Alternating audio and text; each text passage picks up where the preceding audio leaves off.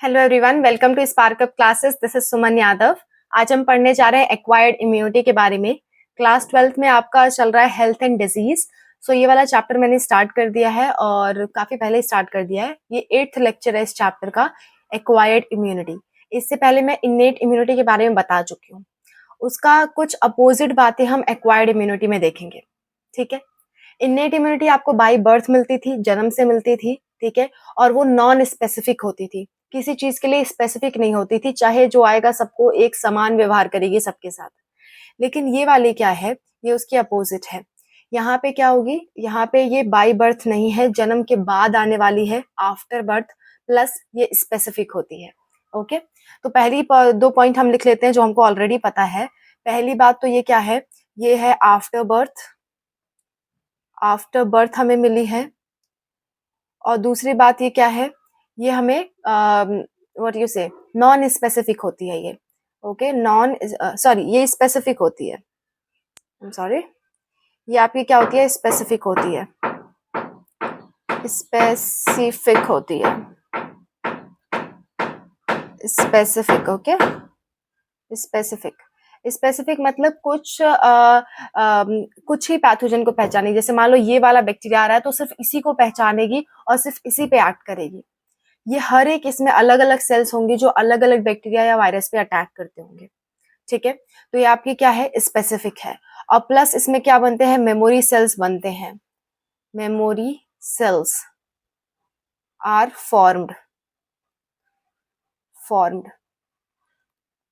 इसमें एक और बात देखने को मिलती है, मेमोरी सेल बन रहा है यानी कि याददाश्त बन रही है। यानी पहली बार अगर कोई आएगा तो उसे ये नहीं पहचानेगी और इम्यून रिस्पॉन्स अच्छे से नहीं दे पाएगी। लेकिन अगर वही पैथोजन दूसरी बार आया तो तगड़े से मार के भगाएगी उसको। ओके, ऐसी कुछ होती है ये एक्वायर्ड इम्यूनिटी। जैसे मान लो मैं बात करूं, पहली बार कौन आया, आपका एंटीजन आया। ये कौन है, ये दांतीले वाला कौन है, एंटीजन है आपका। ठीक है, दांत तो निकले हुए हैं इसके। एंटीजन, एंटीजन मतलब ऐसा एजेंट, ओके, जो पैथोजन पे प्रेजेंट है एंड जिसकी वजह से हमें नुकसान पहुंच रहा है।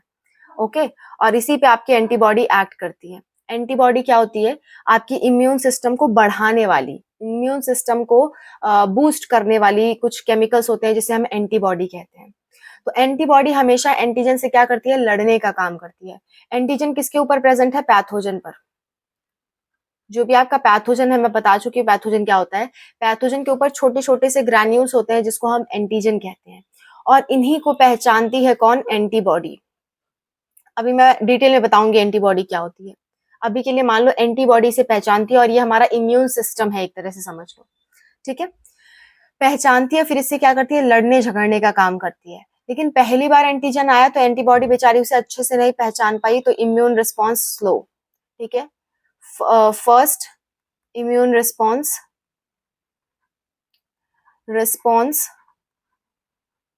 क्या हो गया, स्लो हो गया। इसके घर में इस एंटीबॉडी ने सोचा चलो घर में कोई आया है, अच्छे से उसको ट्रीट करते हैं। लेकिन उसको क्या पता था ये जो आया है वो चोर निकल आएगा। ठीक है, इसने सोचा था चलो हो सकता है थोड़ा बहुत चोरी ही करता हो, लेकिन इसे क्या पता था पूरा घर ही साफ करके चला जाएगा, इतना ज्यादा नुकसान कर देगा। तो एंटीबॉडी को पहले मालूम नहीं होता है कि आपका जो पैथोजन आ रहा है वो ज्यादा खतरनाक है कि कम खतरनाक है, हमें उससे कैसे ट्रीट करना है। तो बेचारी भोली भाली एंटीबॉडी जो है एंटीजन के झांसे में आ जाएगी और अच्छे से उससे लड़ नहीं पाएगी, उसके सामने कमजोर पड़ जाएगी। तो उसका फर्स्ट इम्यून रिस्पॉन्स क्या होगा, स्लो। यानी पहली बार जब ये पैथोजन आया तो इम्यून रिस्पॉन्स कैसे देगी, स्लो। लेकिन अब ये तैयार हो गई है, इसके पास याददाश्त बन गई है कि अगर ये वाला दोबारा आया ना तो इसको छोड़ूंगी नहीं मैं। तो फिर दोबारा से क्या आया, मान लो एंटीजन, यही वाला एंटीजन, कोई दूसरा नहीं है। लेट मी इरेज एंड मैं सेम चीज बना रही हूँ। देखो, यही वाला एंटीजन जो है, यही वाला एंटीजन दोबारा आता है। दोबारा आया तो इम्यून बॉडी एंटीबॉडी क्या देगी, सेकेंड इम्यून रिस्पॉन्स देगी, सेकेंडरी इम्यून रिस्पॉन्स। ठीक है, और ये कैसा रिस्पॉन्स होगा, तगड़ा वाला होगा, रिस्पॉन्स फास्ट। देखो, पहली बार कोई पैथोजन आया तो आपकी बॉडी उसे पहचान नहीं पाई, और पहचान नहीं पाई तो अच्छे से उससे लड़ नहीं पाई। वो सोच नहीं पाई कि ये ज्यादा ताकतवर है कि नहीं, इसलिए अच्छे से उससे लड़ नहीं पाई। लेकिन जब दोबारा आया तो ठीक ठाक से लड़ाई की उससे, तो उसको कहेंगे सेकेंडरी इम्यून रिस्पॉन्स। तो आप इतना याद रखना कि एक्वायर्ड इम्यूनिटी में प्राइमरी और सेकेंडरी नाम की चीजें देखने को मिलती हैं।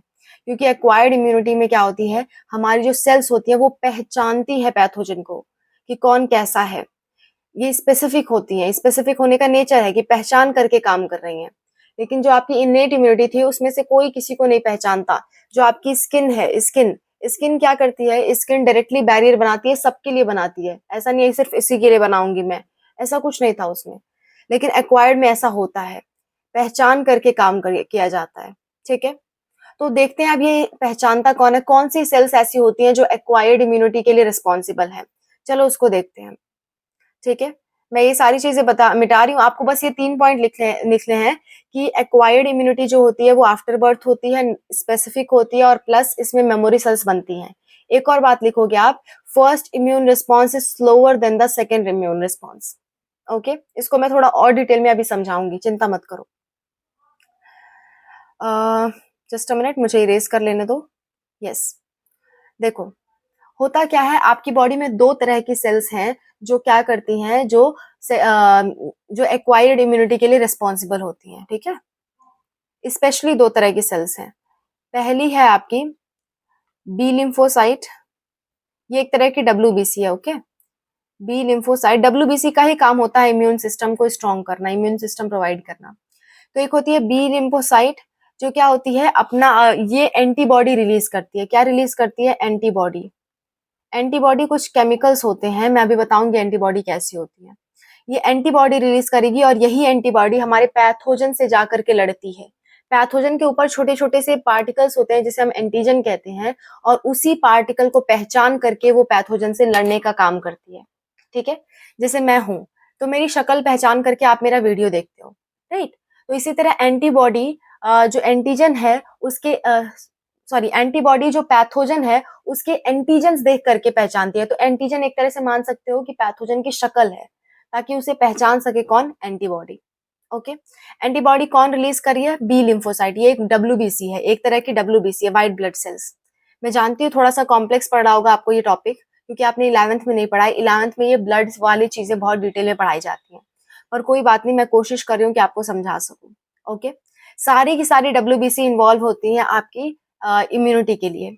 लेकिन बी लिम्फोसाइट और टी लिम्फोसाइट एक होंगी, दूसरा भी लिख दे रही हूं मैं, टी लिम्फोसाइट।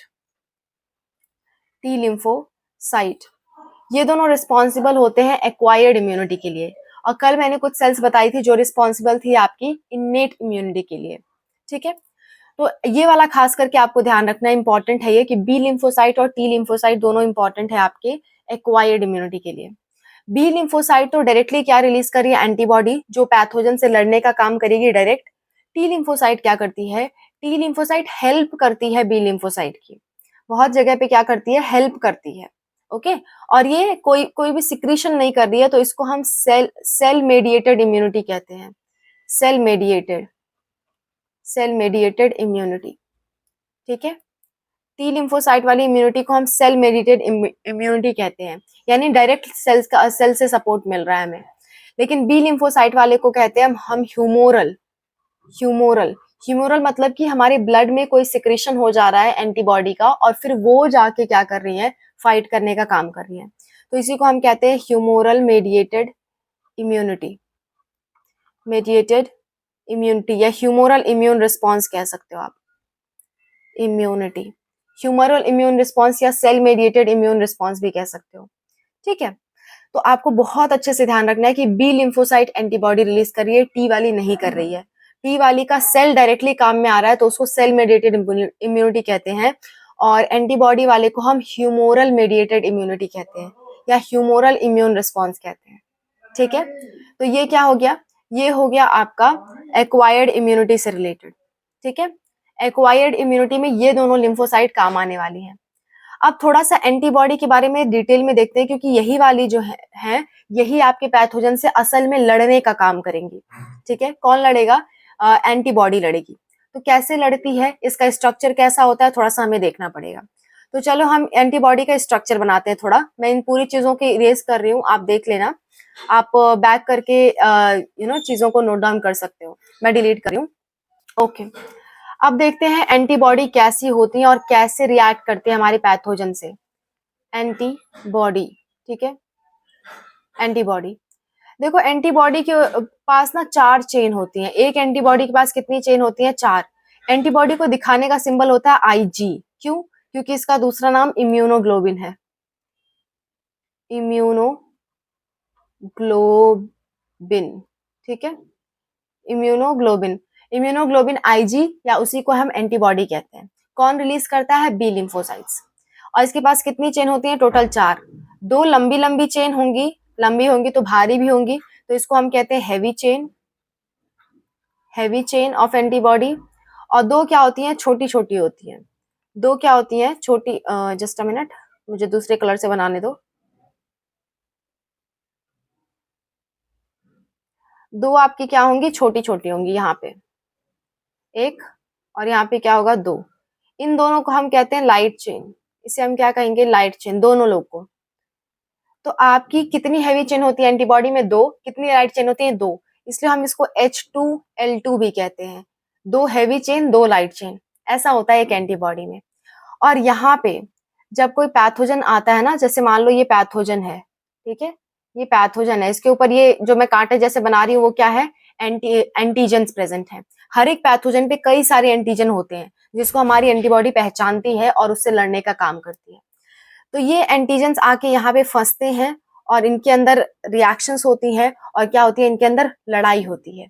ओके, तो यहाँ पे एग्जैक्टली लाइट चेन और हैवी चेन के बीच में आकर के फंस के क्या होती है? लड़ाई होती है, ठीक है। और एक बात आपको ध्यान रखनी है, ये जो चेन है ना वो आपस में डाई सल्फाइड बॉन्ड से जुड़े हुए हैं। एस एस ऐसा कुछ बॉन्ड है, ठीक है, डाई सल्फाइड बॉन्ड ऐसा कुछ बॉन्ड यहाँ पे है, ऐसे बॉन्ड से जुड़े हुए होते हैं, ठीक है। इतनी सी बातें आपको याद करनी है एंटीबॉडी में। एंटीबॉडी कौन रिलीज करता है? B lymphocyte. एंटीबॉडी करती क्या है? पैथोजन के एंटीजन से लड़ने का काम करती है। और एंटीबॉडी को दूसरा नाम है इम्यूनोग्लोबिन या आईजी कहते हैं इसे। और ये पूरी की पूरी क्या है? एंटीबॉडी की स्ट्रक्चर है। आपको वाई की तरह दिख रहा होगा, इसलिए कभी कभी एंटीबॉडी को ऐसे भी बना दिया जाता है, वाई की तरह। ओके, तो इतनी सारी बातें हैं आपकी एक्टिव इम्यूनिटी के बारे में। आई होप आपको समझ में आई, सॉरी एक्वायर्ड इम्यूनिटी के बारे में आई होप आपको समझ में आई होंगी, ठीक है। यहीं से एक टर्म निकल के आता है active immunity and passive immunity, immunization and vaccination. इसके बारे में हम नेक्स्ट वीडियो में पढ़ेंगे। ओके, अभी के लिए आप एंटीबॉडी का स्ट्रक्चर याद करो। एंटीबॉडी ऐसे दिखती है, H2L2 कहा जाता है, 2 हैवी चेन 2 लाइट चेन, ठीक है। ये सारी बातें आपको ध्यान में रखनी है। एंटीबॉडी के बारे में कभी कभी आपसे पूछ लेता है, तो आपको ये चीजें ध्यान रखनी है। ओके, और इसमें मेमोरी सेल्स बनते हैं, ये भी आपको ध्यान रखना है। बाकी इस वाले टॉपिक में और कुछ नहीं है, आई होप यस, इस वाले टॉपिक में और कुछ नहीं है। इसके बाद हम पढ़ेंगे active immunity, passive immunity and immunization and your vaccination. Vaccine का नाम आपने सुना होगा, वो सारी चीजें हम देखेंगे। आप एंटीजन और एंटीबॉडी, ये 2 शब्द याद रखना। एंटीजन कहाँ है? पैथोजन पे है, ठीक है। पैथोजन का चेहरा है, एक तरह से कह सकते हो आप, जिसको पहचाना जाता है। और कौन पहचानती है? एंटीबॉडी। एंटीबॉडी हमारे अंदर है, एंटीजन पैथोजन के पास है, ठीक है। तो अगर किसी व्यक्ति के अंदर एंटीबॉडी डाली जाती है तो उसको पैसिव इम्यूनिटी कहा जाता है। अगर किसी व्यक्ति के अंदर एंटीजन डाला जाता है तो उसको एक्टिव इम्यूनिटी कहते हैं। ये सारी बातें हम कल पढ़ेंगे। और एक बात याद रख लो, माँ के दूध में ना एक एंटीबॉडी मिलती है जिसको कहते हैं IgA एंटीबॉडी।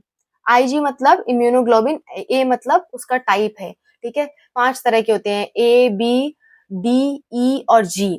ये 5 तरह की एंटीबॉडी होती है। गम दे आप याद कर सकते हो, गम दे, ओके। G फॉर IgG, और ये IgA, IgM, IgD, IgE, ऐसे याद कर सकते हैं। 5 तरह की एंटीबॉडी है, जरूरी नहीं है, बस आपको ये याद रखना है कि मदर के मिल्क में आपका क्या मिलता है? IgA नाम का एंटीबॉडी मिलता है। मदर के मिल्क को हम, शुरुआत के मिल्क को हम कोलोस्ट्रम कहते हैं। कोलोस्ट्रम, शुरुआत के कुछ दिनों का मिल्क ना गाढ़ा होता है, तो उस मिल्क को कोलोस्ट्रम कहा जाता है, और उसमें IgA नाम की एंटीबायोटिक मिलती है। इसलिए कहते हैं ना, जो माँ का दूध पिया हो वो ताकतवर होता है, अदरवाइज बच्चे कमजोर होते हैं। क्यों? क्योंकि इम्यूनिटी क्या करती है? लड़ने का काम करती है। और एक तरह की हमारी एंटीबॉडी क्या है? एंटीबॉडी लड़ने का काम करती है। और एक तरह की एंटीबॉडी ऐसी है जो हमें हमारी माँ से मिलती है, ठीक है, और माँ के दूध से मिलती है, IgA। अगर माँ के दूध से ना मिले तो हो सकता है हमारी बॉडी में एंटीबॉडी बने ही ना, तो इसकी वजह से हम क्या हो सकते हैं? कमजोर हो सकते हैं, ठीक है। तो माँ के दूध से हमें IgA नाम की एंटीबॉडी मिलती है, सही से एंटीबॉडी मिलती है, इसीलिए हमें क्या करना होता है, माँ का दूध शुरुआत के 6 महीनों तक पीना होता है ज़रूर से हर बच्चे को, ताकि उसे IgA नाम की एंटीबॉडी भरपूर तौर पे मिल सके। ओके, सो ये पूरा था आपके एक्वायर्ड इम्यूनिटी के बारे में। गर्मी की वजह से बुद्धि काम नहीं कर रही है मेरी। सो ये पूरा था आपके एक्वायर्ड इम्यूनिटी से रिलेटेड। नेक्स्ट वीडियो में हम पढ़ेंगे एक्टिव इम्यूनाइजेशन, पैसिव इम्यूनाइजेशन और आपका वैक्सीनेशन, इम्यूनाइजेशन, ये सारी चीजें हम नेक्स्ट वीडियो में पढ़ेंगे। छोटे छोटे से टॉपिक हैं। आज की बात अगर आपको समझ में आई है तो कल की बात भी आपको समझ में आएगी। ओके, मैं कोशिश करूंगी आज ही वीडियो पढ़ सके, पर पता नहीं क्यों हवाओं तेज चलने की वजह से, मौसम थोड़ा खराब है, इस वजह से मेरे यहाँ नेटवर्क का थोड़ा सा इशू आ रहा है। पर मैं कोशिश करूंगी आज तो कम से कम मैं 2 वीडियो डाल सकूं। Okay, wish you all the best, bye bye, take care.